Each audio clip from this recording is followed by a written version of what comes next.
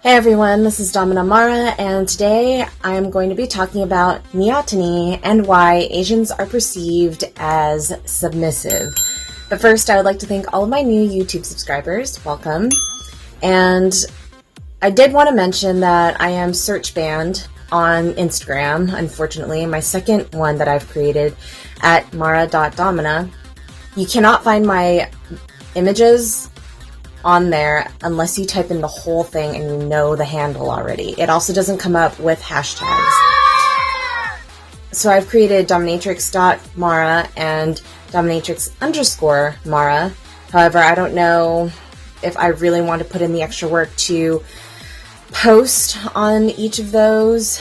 Again, it's been very discouraging because I work so hard on producing all of my images, and to have nobody be able to see it, it's kind of pointless. But I do have other venues and other means of social media.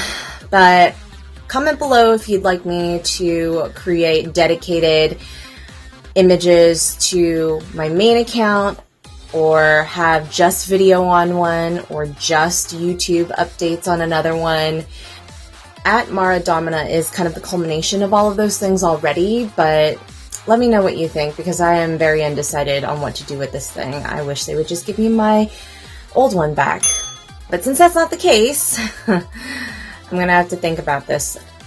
On travel notice, I'm going to be traveling to Portland November 5th to the 7th, and then Seattle from the 7th to the 9th. So reserve by going to the RSVP form on my website, dominamara.org, and we can go from there.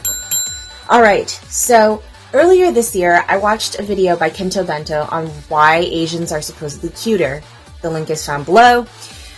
A few months later, a fellow Asian dominatrix mentioned that she was tired of men asking if she would switch or submit in sessions just because she's Asian. In one of my earlier videos, I touched on the cultural aspects of why Asian women are sought out in the first place as dominants, regardless of being physically smaller in stature. Part of this is due to, I think, the Tiger Mom upbringing and having to strive to be the best at everything possible since birth. I was trained to have excellent grades, be a competitive athlete, play a musical instrument, rather two, because I actually took personal interest in music, and learned multiple languages. On top of that, I naturally have a dominant personality and was born with artistic talent, so combined it made for the perfect BDSM model. When I started at a dungeon house, people requested me because I looked exotic.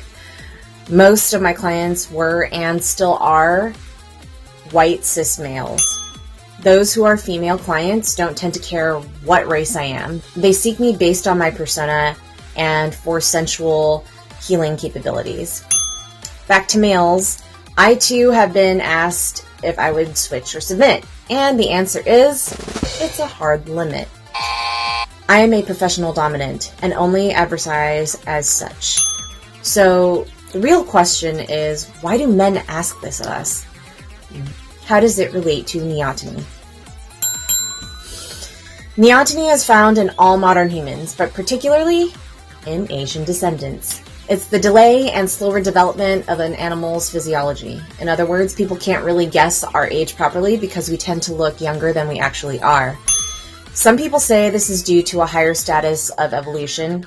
Some people state that they are more sexually developed at a younger age than others. Whatever the case may be, the main reason of this is because of the cuteness factor that Kento Bento mentioned.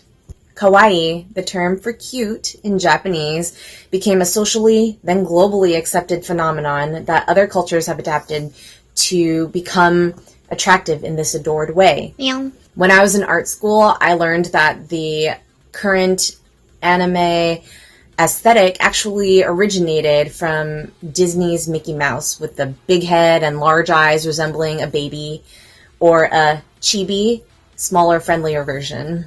Vintage cartoons across the board from Felix the Cat, Astro Boy, and many others have paved the way to the new era of how to please the general eye by simplifying body shapes and making things rounded. Asians have heads that are typically bigger than their small framed bodies, and this creates a childlike illusion, even when they're fully grown. This doesn't apply to everyone, of course, but it does to the majority of the population, especially in mainland countries. As part Filipino and Spanish, I have much more curves, and I'm able to have more muscle mass than any of my full Chinese cousins. And my Hapa cousins are slightly taller due to having more European DNA. This is not to make a comparison and say one look is better than the other whatsoever. We do not have control over our physiques. I'm merely stating how we Asians as a whole have been perceived over the years with media portrayals and why we look the way we do with basic science, thus posing questions like this. Some Asian women love to play into their cuteness, and some love being dominant while doing so. These are called brats, and they have a bossy goddess in them. Others actually love submitting, and they only want to be baby girls, sex kittens, sex bunnies, or even puppies to a daddy or master figure. To each their own. In conclusion, if a professional woman, no matter if they are Asian or not, says they only dominate, that's all they do. Do not ask otherwise. I have had this in my hard limits since the beginning, and that only tells me that you did not read my website in its entirety. If a woman comes up to you, however, and decides that they would like to try being something else, that's different and opens up a whole conversation. I hope this video has helped expand your minds about dominant Asian women. Share it to help educate others. If you liked it, hit the thumbs up button, make sure you are subscribed, and hit that notification bell to make sure you get emails on my new videos. Here's my other video on how being Asian influences people's fetishes. Until next time, be safe, have fun, and keep it kinky, everyone.